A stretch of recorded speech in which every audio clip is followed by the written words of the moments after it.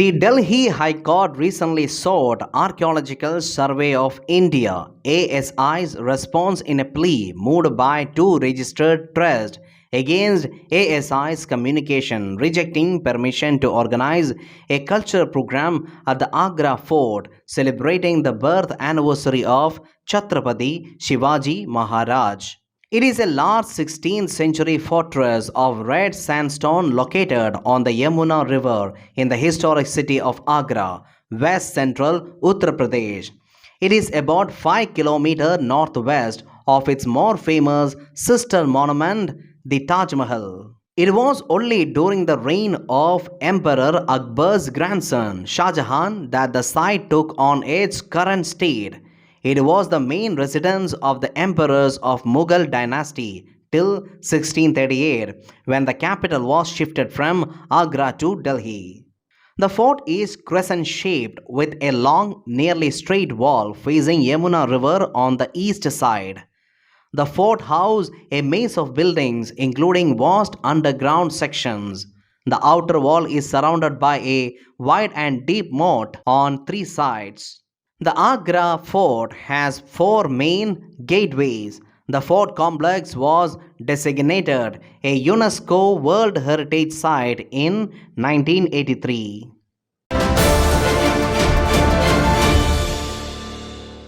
The Center for Development of Advanced Computing CDAC is working on country's first indigenously designed and developed family of microprocessors.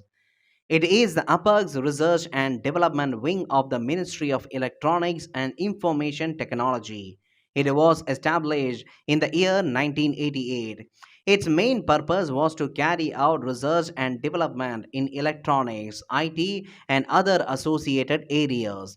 It was set up to build supercomputers in context of denial of import of supercomputers by USA.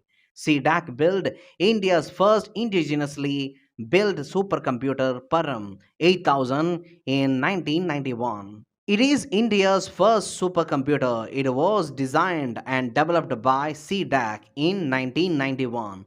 Param 8000 is the first machine in the Param supercomputer series built from scratch in 1991. All the chips and other elements that were used in the making of Param were bought from the open domestic market. The applications were long range weather forecasting, remote sensing, drug design, and molecular modeling. Recently, after Hindenburg revelations, many of Adani Group's company stocks have hit the lower circuits in subsequent trading sections. The Securities and Exchange Board of India implemented index-based market-wide circuit breakers in June 2001. Circuit breakers are triggered to prevent the markets from crashing due to a panic-induced sale of stocks. This can occur for a variety of reasons, leading to stockholders in the market believing that their stocks are overvalued. As a result, they engage in sell off. Circuit breakers temporarily halt trading, thereby halting the sell off. Circuit breakers effectively limit how much a stock's value can fall in a single day trading section, resulting in a more stable market overall. This index based market wide circuit breaker system applies at three stages of index movement at 10, 15, and 20%. When triggered, these circuit breakers bring about a coordinated trading halt in all equity and equity derivative markets nationwide.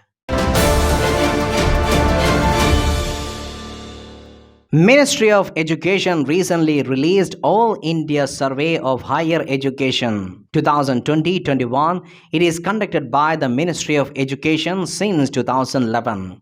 It covers all higher educational institutions located in Indian territory and imparting higher education in the country. To identify and capture all the institutions of higher learning in the country, collect the data from all the higher education institutions on various aspects of higher education.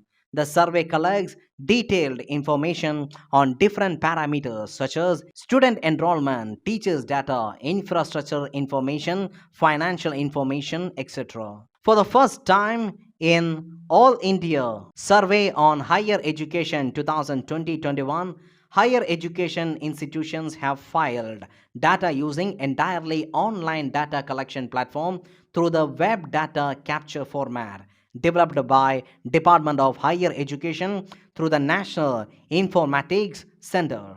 The total number of universities or university-like institutions registered is 1,113, colleges 43,796, and standalone institutes 11,296. The number of universities has increased by 70. Number of colleges has increased by 1,453 in 2020-21 over 2019-20. Enrollment in higher education increases to 4.14 crore, crossing the 4 crore mark for first time. Increase of 7.5% from 2019-20 and 21% from 2014-15. Female enrollment reaches 2 crore mark, increase of 13 lakhs from 2019-20. Gross enrollment ratio has improved from previous year for all social groups. Enrollment in distant education has increased by 7% in 2020-21 from 2019-20. Gender parity index has increased from 1 in 2017-18 to 1.5 in 2020-21. Total number of faculty teachers increases by 47,914 from 2019-20. During the budget speech, Union Finance Minister announced multiple schemes towards agriculture and farmers' welfare. Key initiatives announced are PM Pranam, Prime Minister Program for Restoration, Awareness, Nourishment and Amelioration of Mother Earth. This program will seek to incentivize states and union territories to promote alternative fertilizers and the balanced use of chemical fertilizers. Bharatiya Pragarthi Kheti Bio Input Resource Centers. Under this, 10,000 bio input resource centers will be set up, creating a national level distributed micro fertilizer and pesticide manufacturing network. This will impact over 1 crore farmers over the next 3 years. Agriculture Accelerated Fund. The fund will aim at bringing innovation and affordable solutions for challenges faced by farmers. It will also bring in modern technologies to transform agriculture practices and increase productivity and profitability. Cotton crop productivity enhancement. Union government will adopt a cluster-based approach to enhance the cotton crop. To enhance the productivity of extra long staple cotton, the government will adopt a cluster-based and value chain approach through public-private partnerships. Center of Excellence for Millets. Indian Institute of Millet Research, Hyderabad, will be made into a center for excellence and it will be supported for sharing best practices, research and technologies at the international level. Agriculture credit to be increased. The agriculture credit target will be increased to rupees 20 lakh crore with a focus on animal husbandry, dairy and fisheries. Gobardhan scheme. 500 new waste to wealth plans under Gobardhan, galvanizing organic bioagro resources done. Scheme will be established for promoting a circular economy. Today, inception meeting of Startup 20, the new engagement group of G20 initiated by India has begun in Hyderabad. Union Tourism Minister G. Kishan Reddy, G20 Sherpa Amitabh Kand, Startup 20 Chair Chindan Vaishnav, Department for Promotion of Industry and Internal Trade participated, while about 180 delegates from G20 member countries and 9 special invitee countries besides stakeholders including startups, investors, and innovators attended the inaugural meeting. The Union Minister asked the delegates to visit tourist places in India and places of cultural importance during startup meetings. Speaking on the occasion, G20 Sherpa said the country has achieved considerable growth in the field of startups due to massive disruption in the fields of science and technology. This has led to the development of digital identity and digital public platforms, he added. Mr. Reddy mentioned that the number of startups was about 250 in 2016 and increased to over 90,000 at present during the vision of Prime Minister Narendra Modi, stating that India has a rich ecosystem of startups, out of which 50% are led by women. He said the country is going to be one of the largest economies in the world in the upcoming decades, and the role of startups is immense. Union Commerce Minister Piyush Goyal also addressed the delegates taking part in the Startup 20 inception meeting through a video message. He said innovation will be the strongest pillar to make India a developed nation, stating that innovation will be the catalytic force for economic and social development. He said the startup ecosystem has grown tremendously in many sectors since its inception in 2016. During the recent Asia Water Bird Census 2023, more than 340 birds of various species were counted in the water bodies within the core area of the Kawal Tiger Reserve. Kawal Tiger Reserve is located in northeastern part of Telangana, having the Godavari River on one side and the Maharashtra border on the other side.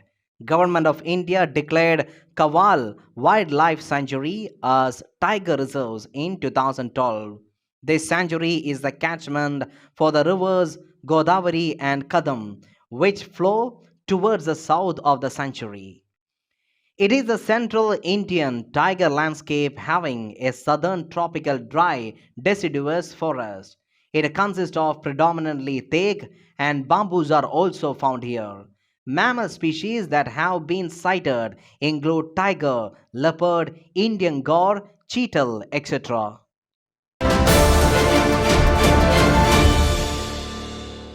Prime Minister urged the citizens of the country to read about the lives and stories of people who have been conferred with the prestigious Padma Awards during his first Man Ki Baat radio program of 2023. The Padma Awards are one of the highest civilian honors of India announced annually on the eve of Republic Day. The award seeks to recognize the works of distinction and is given for distinguished and exceptional achievements, services in all fields of activities and disciplines. Padma Awards were instituted in the year 1954. The award is given in three categories, namely Padma Vibhushan for exceptional and distinguished service, Padma Bhushan for distinguished service of a high order, and Padma Shri for distinguished service. The awardees are presented a certificate signed by President and a medallion. All persons without distinction of race, occupation, position, or sex are eligible for these awards. The government service, including those working with PSUs, except doctors and scientists, are not eligible for these awards. The award is normally not conferred posthumously. However, in highly deserving cases, the government could consider giving an award posthumously. The award does not amount to a title and cannot be used as a suffix or prefix to the awardee's name.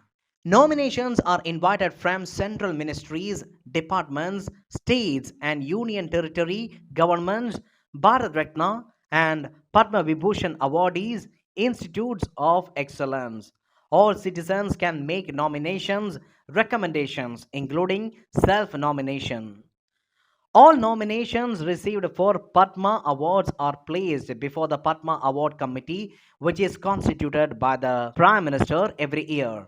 On the basis of the recommendation of Awards Committee and after approval of the Home Minister, Prime Minister, and President, the Padma Awards are announced on the eve of Republic Day. Maximum investment limit for the senior citizen saving schemes SCSS has been increased from rupees 15 lakh to rupees 30 lakh in budget 2023. SCSS was launched with the main aim of providing senior citizens in India a regular income after they attain the age of 60 years old. Indian citizens above the age of 60 years, retirees in the age bracket of 55 to 60 years who have opted for voluntary retirement scheme or superannuation. Retired defense personnel above 50 years and below 60 years of age. It has a maturity period of 5 years, but a depositor can extend one's maturity period for another 3 years.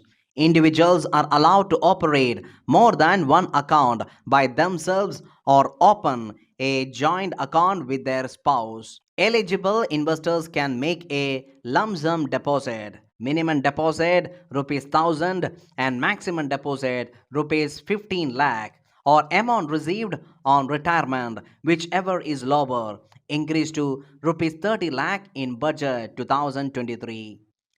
Under SCSS, the interest amount is paid to the account holders quarterly.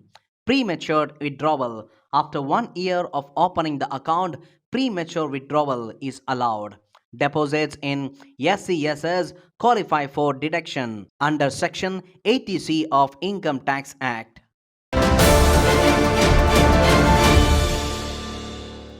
Union Finance Minister recently announced the setting up of a subsidiary of Exim Bank and data embassies at Gift City in Gujarat.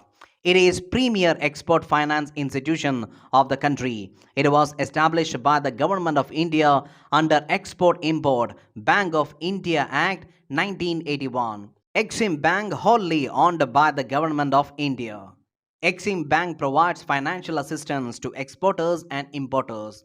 It extends lines of credit to overseas financial institutions, regional development banks, sovereign governments, and other entities overseas to enable buyers in those countries to import developmental and infrastructure projects, equipment, goods, and services from India on deferred credit terms.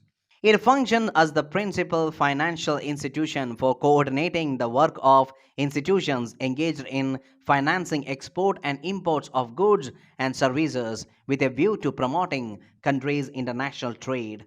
The operations of the bank are governed by a board of directors. Board of directors consists of a chairman, a managing director, two deputy managing directors, one director, each nominated by the Reserve Bank of India, IDBI Bank Limited, and ECGC Limited, and not more than 12 directors nominated by the central government. Gujarat International Finance Tech City, Gift City, is located in the state of Gujarat between Ahmedabad and Gandhinagar on the banks of river Sabarmati. The Gift City is built on 886 acres and has a multi-service special economic zone. It is home to India's first international financial service center and also has a domestic tariff area. It aims to be a smart city for India's growing finance and technology sectors. It is being developed as a well planned and technology enabled smart city having world class commercial, residential, and social facilities of global standards. Central government has decided to rename Mughal gardens inside the Rashtrapati Bhavan as Amard Udyan. Archaeological Survey of India plans to replace damaged bricks and plant trees as a protective barrier at the Jatar Devul temple in West Bengal to prevent corrosion of the terracotta temple. Finance Minister recently announced a new saving scheme, Mahila Samman, saving certificate for women and girls in the union budget. Finance Minister recently announced that government will set up an urban infrastructure development fund of rupees 10,000 crore per year for creating infrastructure in Tier 2 and Tier 3 cities. The central government plans to launch a mission to eliminate sickle cell anemia by 2047.